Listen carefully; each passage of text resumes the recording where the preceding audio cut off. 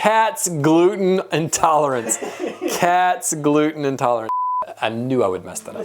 Have you ever felt inspired to change the world while washing dishes, folding laundry, or just zoning out during someone's very long story about their cat's gluten intolerance? You're like, wow, this might actually be from God. But then life hits you. A toddler throws yogurt across the room, your inbox fills up, someone eats your leftovers, and poof, that dream disappears faster than your motivation at 6 a.m. We've all had those moments, a random burst of inspiration, a big dream. You feel something stir deep inside. Could it be from heaven? But then life rushes in and that spark fades before it has time to become anything more than a fleeting thought. What if that spark wasn't just a passing moment? What if God was trying to get your attention? That's why today we're talking about how to turn divine inspiration into real life results. By dreaming big, writing our dreams down, and turning them into specific, measurable, time-based goals, we can put feet to our faith and be the change that our world so desperately needs. First, let's address the elephant in the room. Some people dream all the time and think that their dreams are going to come true because they pray about it or wish upon a star. But usually that's just not how it works, is it? When God gives us a dream, it's something that we have to act upon in faith. We're asked to take steps of obedience, exercising the faith to put in the work and the effort. It doesn't just happen on its own. In the Bible, God often gave people dreams that did change the course of history. Joseph, Daniel, Paul, and let's not forget about Abraham. In Genesis 12, 1 and 2, God tells Abraham, "Go from your country, your people, and your father's household to the land that I will show you. I will make you into a great nation." Abraham was like, "Cool, where are we going?" God's like, "Come, let's go. I'll tell you on the way." Now that's faith. Abraham didn't just vibe with the dream, he acted on it. There was no roadmap, no itinerary, no logistics team, just a promise and a choice. Trust God and go. That dream, ridiculous as it may have seemed, reshaped the entire course of history. Which brings us to a crucial point. God-given dreams aren't meant to just stay in your head. There's a powerful verse in Habakkuk 2:2.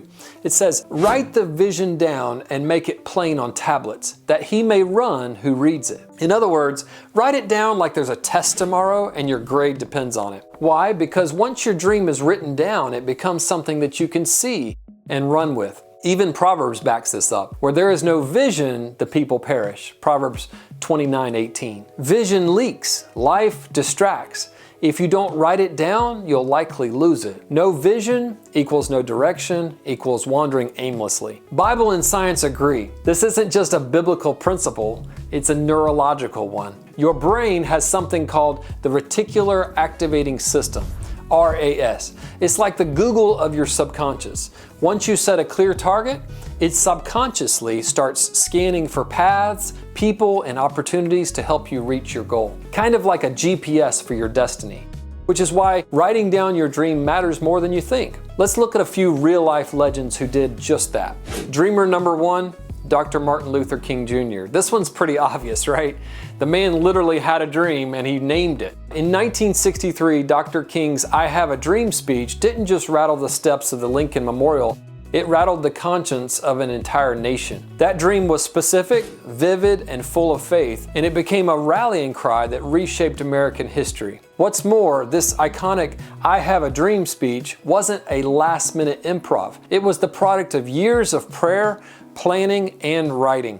He didn't just talk change, he put pen to paper, preached it, and worked it into the laws of the land. How about dreamer number two, Jim Carrey? Okay, curveball here. I'm not saying Carrey's dream was divine revelation, but the principle of writing down your goal still applies. In the early 90s, before he was famous, Jim Carrey wrote himself a check for $10 million for acting services rendered.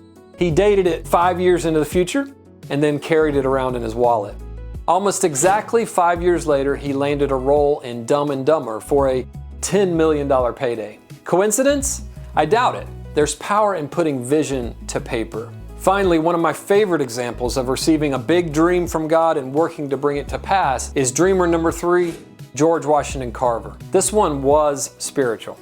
Carver was born into slavery, kidnapped as a child, and spent much of his early life sickly and frail. But he had something most people overlook: a dream and the faith to pursue it. He prayed, he studied, and he listened. He had a burning desire to learn, discover, and serve others. A deeply devout Christian, he believed that God spoke to him in prayer and meditation, often giving him guidance for his work in agriculture and science. One day, he reportedly asked God to show him the secrets of the universe, and God told him to start with something small, the peanut. What followed was nothing short of miraculous. Carver developed over 300 uses for peanuts and revolutionized agriculture in the South. He didn't just help farmers, he transformed communities. Carver once testified before Congress that God had revealed to him hundreds of uses for the lowly peanut. Through his quiet time with the Lord, he received what he described as inspiration from the Creator for everything from paints and plastics to fuel and medicine, all from plants like peanuts, sweet potatoes, and soybeans. He famously said,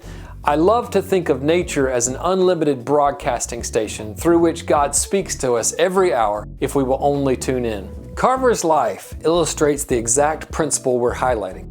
He prayed, dreamed, and wrote it down. He worked with God to bring it to life. His dreams weren't self-glorifying, they were purpose-driven. They were given by God, and they still bless people to this day. Let's conclude with why this works. Here's what happens when you write down your goals. You engage your faith, putting belief on paper. You empower your brain with a GPS, so to speak, and essentially your brain starts noticing everything that helps you move toward your goal. You remind yourself daily that your dream has a deadline. Of course, God may not work on your timeline, but He will honor your diligence. Proverbs 16:3 says, "Commit to the Lord whatever you do, and He will establish your plans." So put it in writing. This is where our Dare to Dream online worksheet comes in. It's simple, yet powerful. It's not about manifesting money or building a vision board with glitter glue. It's about aligning your purpose with God's plan and moving with intention. To access the tool, go to methodtomymoney.com and click on Dare to Dream Worksheet at the top. Once you've completed it, we will send you a copy by email so that you can print it out and put it somewhere where you'll see it daily. Let's wrap this up. God doesn't give us dreams just to entertain us. He gives them to move us in ways that make a difference in our lives and in our world. God-sized dreams require God-shaped faith, but they also require something very human: action. So dream big, then do something about it. Write the vision down, make it plain, and then run like your sandals are on fire. Well, that's all we have time for today. If this hits home, hit that like button, leave a comment, like, subscribe, most importantly, share with a friend. I'm Matt Hearn, and you're watching Method to My Money.